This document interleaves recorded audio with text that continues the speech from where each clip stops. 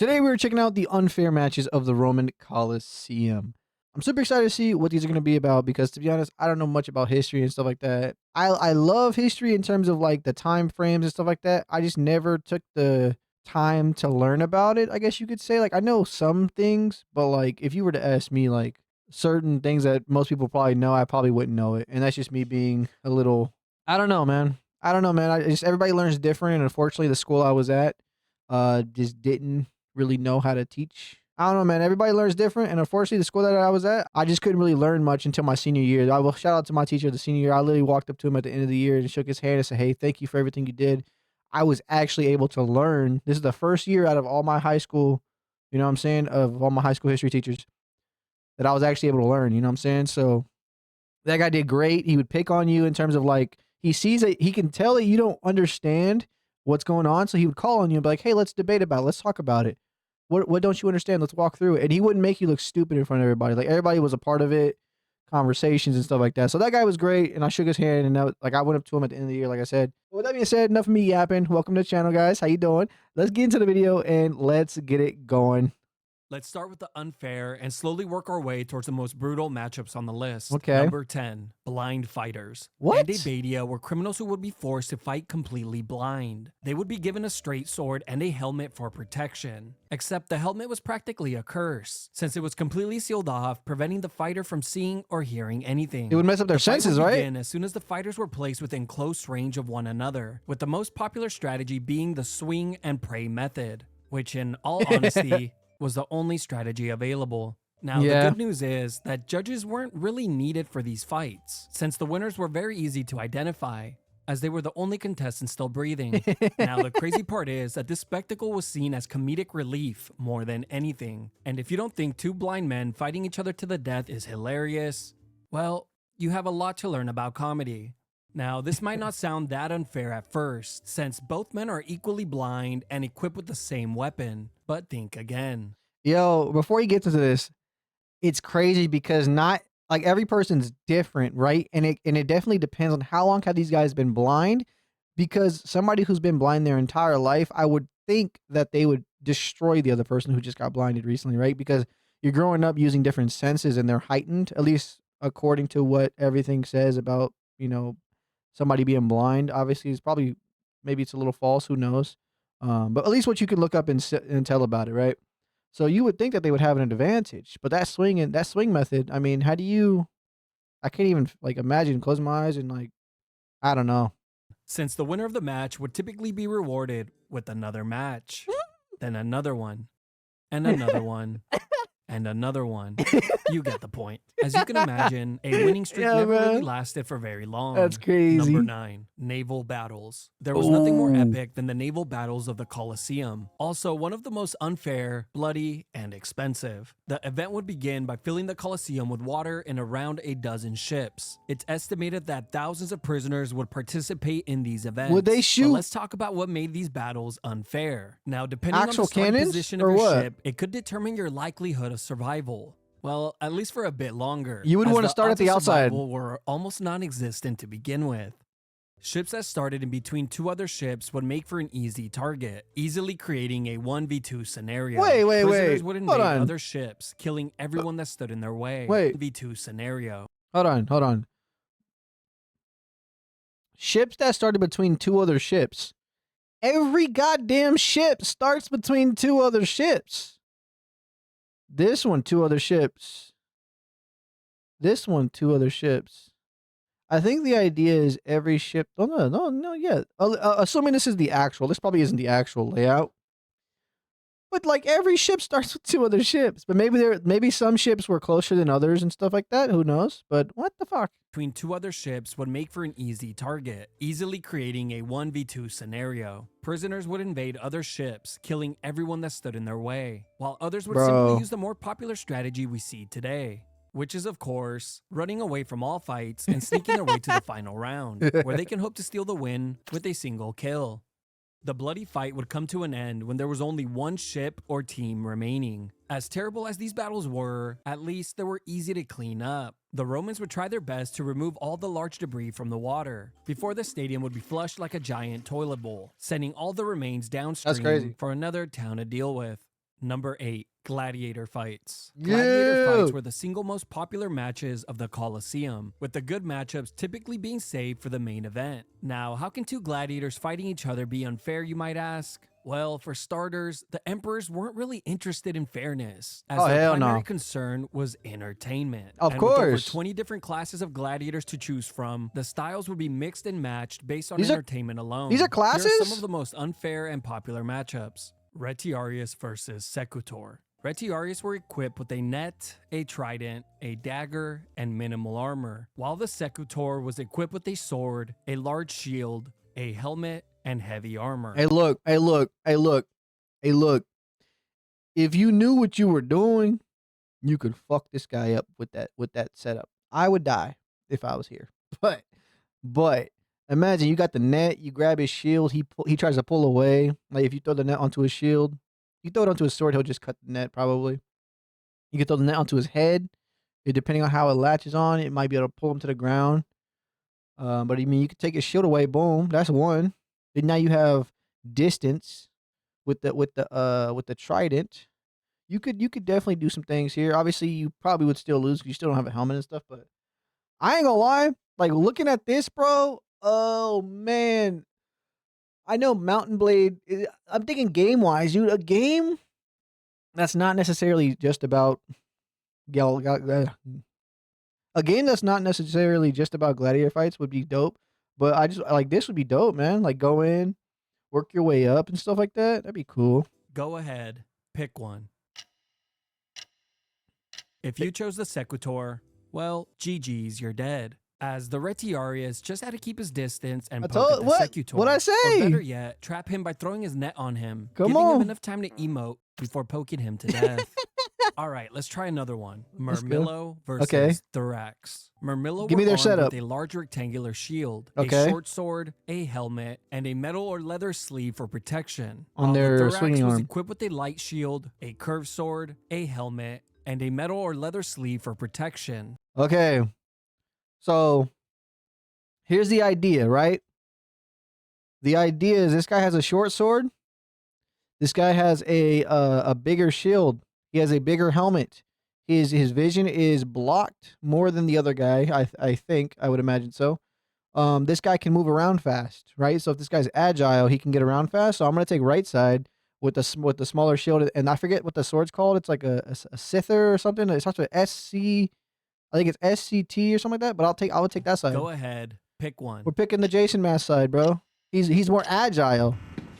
Tony, Ads. what's going on? If you chose the Murmillo, rip, you're dead. As the Thorax just had to tire out the Murmillo since he was carrying the heavier shield. Yup. As you can see, stylistic matchups were a big deal and could easily influence Come the on now. outcome of a fight. And I know this might come as a shock to some, but not all gladiator fights were to the death. A lot of fights would be called off when a fighter took heavy damage, since good gladiators were very expensive to replace. Number 7. Yeah, you got to think they had their my bad. They had their favorites, right? You know, it's like with any fighting. You know, you have your favorite fighters, the guy who are in charge of it, maybe the trainer, the person organizing the matches or orchestrating the matches.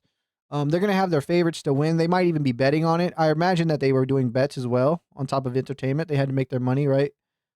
So I mean, 100%. If your favorite fighter, the guy who usually gets you all your money, is about to die, essentially, then call the match. Yo, you won, but we still have him alive. He can heal up, and we can use him at a later date to generate us more revenue. It makes sense. And now that this guy beat you, we now have two sources of revenue of fighters that we can, put against other people that we may or may not have you guys do a rematch. Maybe we do maybe I call the fight. We have fighter A, who's like the best of the best.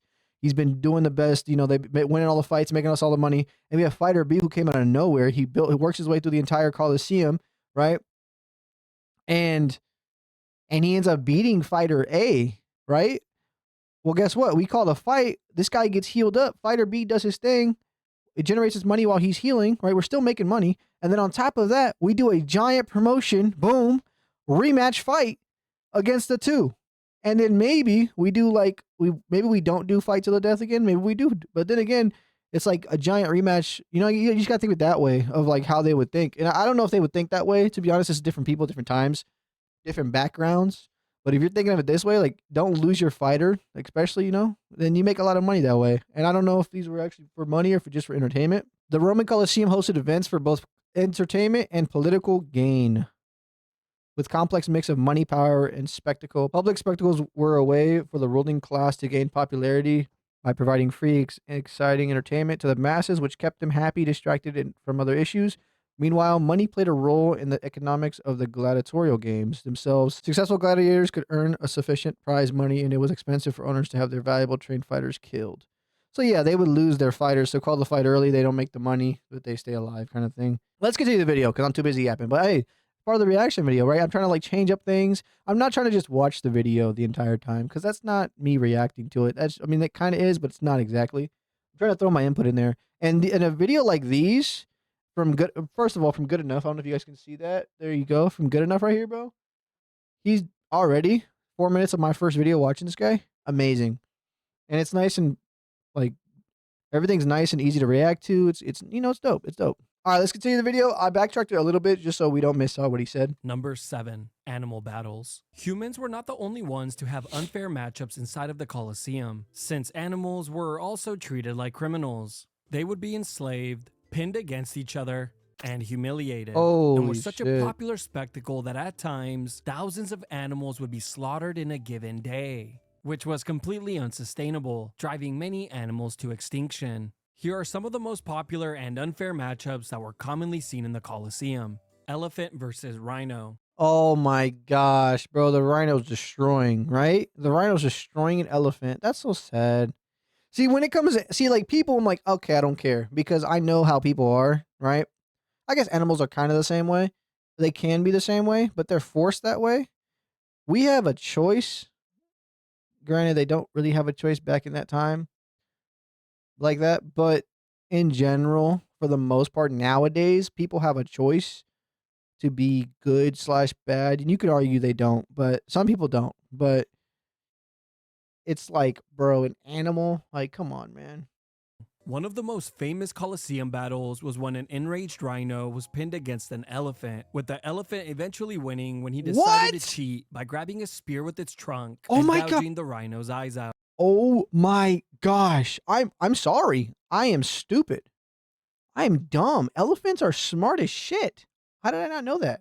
Well, I knew that deep down that they were smart. I just didn't think they were that goddamn smart. Grabbing a spear with your trunk and oh my gosh. Lion versus tiger. Oh, that's tough. That's tough. What do I think is winning? A lion or a tiger? Why do they give a lion that face? I want to say a tiger would beat the lion, right? But then again, actually, would a lion beat a tiger? Or, I mean, sorry. But then again, actually, wouldn't a lion beat the tiger because the lions are known as king of the jungle? And for those who don't actually know, lions were originally from the jungle. Or not originally from the jungle, but lions were actually at one point in the jungle. That's why they're known as king of the jungle.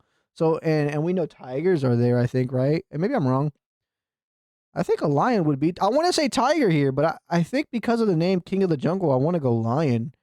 But I'm thinking, I don't know, man. This matchup is basically a robbery, as I'm sure the locals would have bet large amounts of money against the guys from out of town, since they knew that the lion always wins, with there only being one recorded incident of a tiger getting the best of a lion. Elephant versus bull. As you can imagine, when an animal has... All right, look, the bull, realistically, the bull, like, but here's the thing, is this an elephant with elephant tusks? Like, or does he have like the bones come, or whatever it's called, the tusk coming out of his face where he can poke him too? Because realistically, an elephant could win again. But then again, prove me wrong. Has over 10,000 pounds on its opponent. It's not really going to be much of a fight, is it? But just to make matters worse, sometimes the elephant and the bull would be chained together, forcing the action. This? And no matter how the fight begins, it would always end with the bull being turned to soup. Damn. Really quickly, here are some of the other animal fights that were very popular. Rhino versus bear, rhino versus buffalo, rhino versus elephant, crocodile versus hippo, tiger versus bear, bear versus bull, bear versus wolves, gorilla that's fucked up versus scorpion. Goro versus Scorpion. Lion versus bull, lion versus bear, lion versus panther, lion versus chimp, lion versus hyenas, lion That's versus crazy. basically any animal the Romans can get a hold of. Yeah. Number 6, Yeah. 1 versus 2. This matchup can be unfair for either side depending on the circumstances. Yep. Let me explain. There are 2 scenarios in which this matchup can take shape. 1. A high-level gladiator will take on 2 prisoners simultaneously, and as the prisoners try their best to figure out how to properly hold a sword, they will realize that it's very difficult to do so, Yeah. since their hands are no longer attached. Now, That's the crazy, second bruh. scenario is a bit more fair. 3 well-trained gladiators were placed inside of the Colosseum. One gladiator would Was be that a given Ninja heavy Turtle? armor and a good weapon, while his 2 opponents would receive minimal armor and worse weapons. The duo would need to work together to defeat the better equipped man. But being partnered up is not as easy as you might think, and does come with its own set of challenges. Like knowing whether you should go for the res or attempt to clutch up when your partner inevitably goes down. The last and final way that a gladiator can be outnumbered is during large-scale battles. This one is, Yeah. of course, purely based on luck alone, and doesn't always mean that you will see a 1v2 matchup, as it just might be a 1v6 depending on how bad your team is. Number 5. Woman versus Dwarf. Emperor Domitian introduced the legendary matchup, Woman versus Dwarf. And I have to admit, this is the only battle on the list where a clear winner was not well documented. But even Okay. with the little information we do have, I have a gut feeling that it just wasn't a fair matchup. I'm just not certain for whom. You see, on one hand, you have a fully grown woman who obviously has the reach advantage. Yeah. While on the other hand, you have a male dwarf who is much stronger and obviously uses magic. How much stronger? Well, What I'm the not fuck? sure. I did, however, stumble upon this forum where a guy asked the same question back in 2011. Now, sadly, people just replied back with even more interesting questions that we will never get the answers to. What the And of hell? course, naturally, the entire forum devolved into guys just bragging about how many dwarves they can take on at once. One of the most That's bizarre crazy. things about this matchup was that Emperor Domitian liked to schedule this fight at night, since he preferred this battle when it was illuminated by torchlights. In 2010, a female gladiator's remains were found in England. After they were examined, it was concluded that the woman's legs and arm bones were unusually heavy, suggesting that she had strong muscles. Okay. You know, I was originally leaning towards the dwarf, but now I really don't see how they could possibly win. I mean, realistically, if you have a woman who, and I guess you could say the same thing for a dwarf, but if you have a woman that is a gladiator, probably specifically just for that, right? Realistically, you're probably not going to have people do multiple jobs, especially if they're generating money or entertainment purposes. Maybe, who knows? But if you have a woman who's specifically doing gladiator stuff, she's going to be stronger than the average woman, right? She should be, assuming she survives. And then you have a dwarf doing the same thing. He's going to be strong as well. But realistically, if because of the height advantage and everything, she should win. You know, like the woman would have a lot of advantages over the dwarf. You know, he would be stronger. I would assume, right?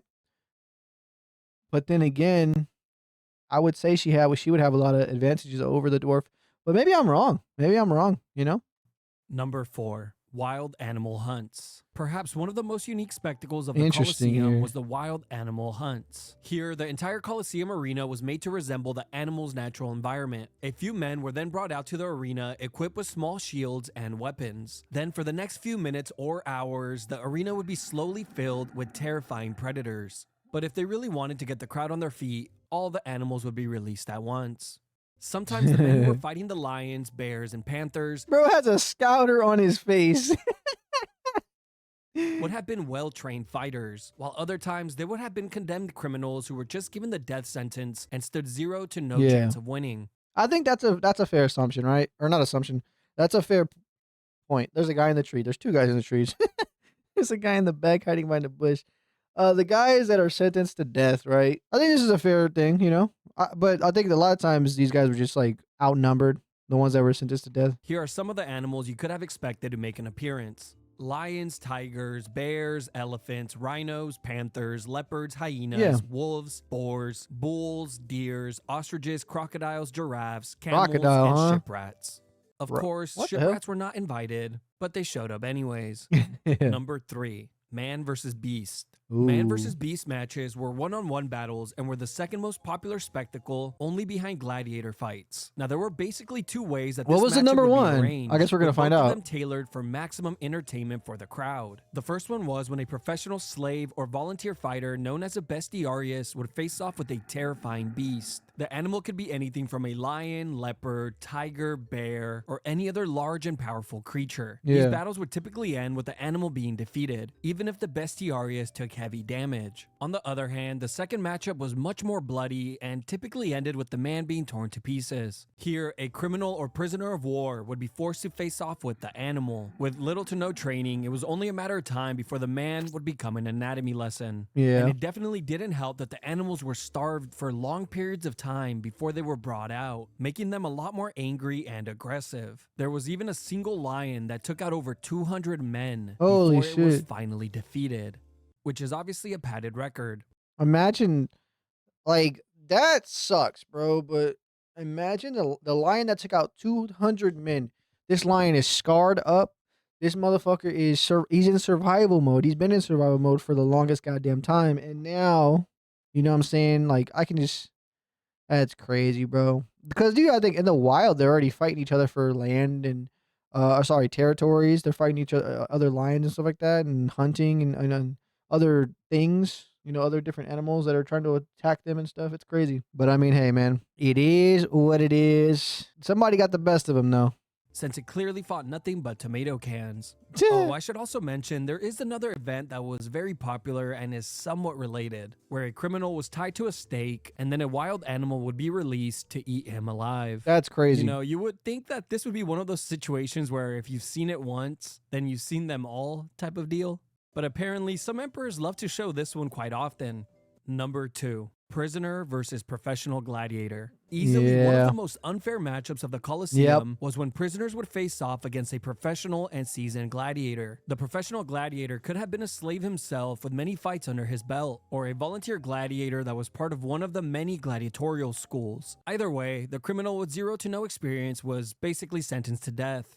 You see, what could be worse than being invaded, enslaved, and kept inside of a cell for days, just to be given a weapon you have never used, then pushed to the center of the Colosseum floor, Yep. Yep. only for Spartacus to make his walkout shortly after you. Number 1. Rigged fights. What could be more unfair than rigged matches? Emperor Commodus was definitely the worst offender when it came to rigged matches. The emperor ruled Rome from 180 to 192 AD, and was Okay. even portrayed by Joaquin Phoenix in the 2000 film Gladiator. Commodus was obsessed with becoming a famous and I do well-respected need to watch. I do want to go back and watch all the Roman movies. I've seen Gladiator. I think there's a 2, right? I gotta see 2. I'm probably gonna rewatch Gladiator just so I have some stuff like that.